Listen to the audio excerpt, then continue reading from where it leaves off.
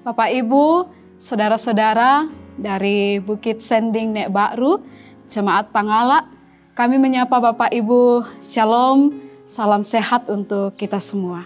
Kita bersyukur kembali bertemu dalam Renungan Harian Toraya, edisi Jumat 26 Maret tahun 2021. Dan bahan perenungan kita hari ini dari Filipi pasal 2 ayat 1 sampai ayat yang ke-11. Untuk membaca firman Tuhan, mari meminta pertolongan dalam doa. Kita berdoa. Saat ini ya Tuhan, hati kami siap untuk kembali diisi oleh kebenaran firman-Mu. Firman yang kami percaya akan senantiasa menuntun kami pada jalan yang Tuhan kehendaki dalam kehidupan ini.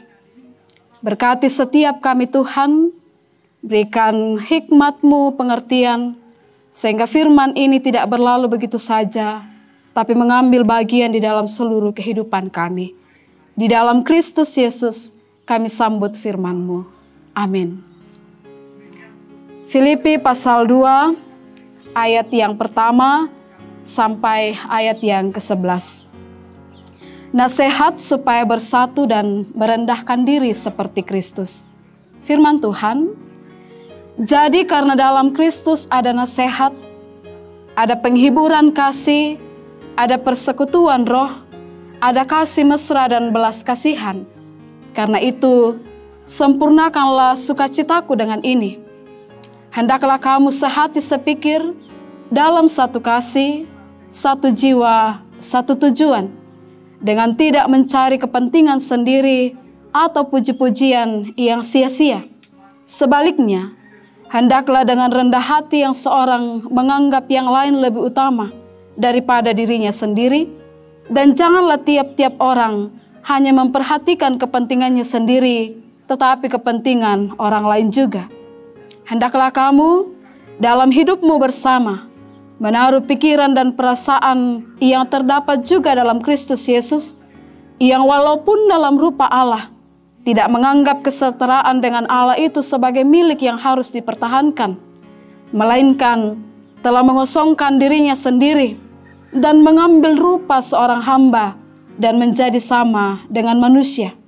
Dan dalam keadaan sebagai manusia, ia telah merendahkan dirinya dan taat sampai mati, bahkan sampai mati di kayu salib. Itulah sebabnya Allah sangat meninggikan dia dan mengaruniakan kepadanya nama di atas segala nama, supaya dalam nama Yesus bertekuk lutut segala yang ada di langit, dan yang ada di atas bumi, dan yang ada di bawah bumi, dan segala lidah mengaku Yesus Kristus adalah Tuhan bagi kemuliaan Allah Bapa. Amin. Menganggap orang lain lebih utama, pantan usanga kalena madiongan anna tosenga, menjadi perenungan kita dalam renungan harian pada saat ini. Bapak Ibu Saudara yang kekasih dalam Tuhan, ada cerita tentang kisah sebuah biara yang hampir ditinggalkan oleh semua penghuninya.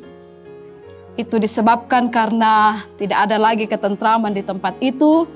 Yang ada adalah kepentingan diri sendiri. Suatu hari, penghuni yang masih bertahan sepakat meminta nasihat kepada seorang yang terkenal bijaksana. Dan orang bijaksana itu hanya mengatakan kepada mereka bahwa seorang di antara mereka adalah Mesias. Sejak waktu itulah mereka mulai memperlakukan satu dengan yang lain seperti Mesias, karena berpikir mungkin temannya adalah Mesias. Demikianlah setiap orang melakukan hal yang sama, dan kemudian mereka hidup dalam damai. Orang-orang yang dulu pergi rindu untuk kembali bergabung. Manusia yang telah jatuh ke dalam dosa, kadang memang Bapak Ibu pembawaannya egosentris, sehingga kadang kita kurang menghormati sifat rendah hati. Kristus adalah teladan kehidupan dan pelayan orang percaya, karena ia memikirkan orang lain terlebih dahulu, bukan dirinya sendiri.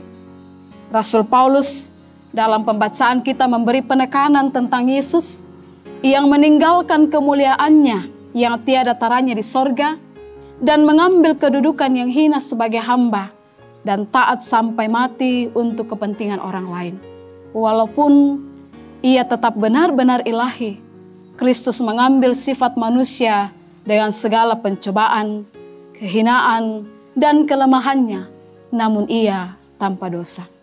Saudara-saudara yang kekasih dalam Tuhan, sebagai pengikut Kristus, haruslah terdapat pula dalam dirinya pikiran Kristus dan panggilan untuk hidup berkorban tanpa mementingkan diri, mempedulikan orang lain, dan berbuat baik kepada mereka. Karena itu sangatlah penting untuk bersedia mengosongkan diri agar orang lain dapat dipenuhi. Hanya dengan tindakan demikian Bapak Ibu, kasih dan damai dapat dinikmati dalam hidup keseharian kita ketika kita menganggap orang lain lebih utama. Karena itu, hormatilah seorang akan yang lain, agar kedamaian dapat tercipta dalam kehidupan keseharian kita. Amin. Mari bersyukur atas renungan hari ini, kita berdoa. Firman-Mu Tuhan mengajarkan kami bagaimana mendahulukan orang lain dan bagaimana hidup dalam kerendahan hati, meneladani Kristus dalam kehidupan ini.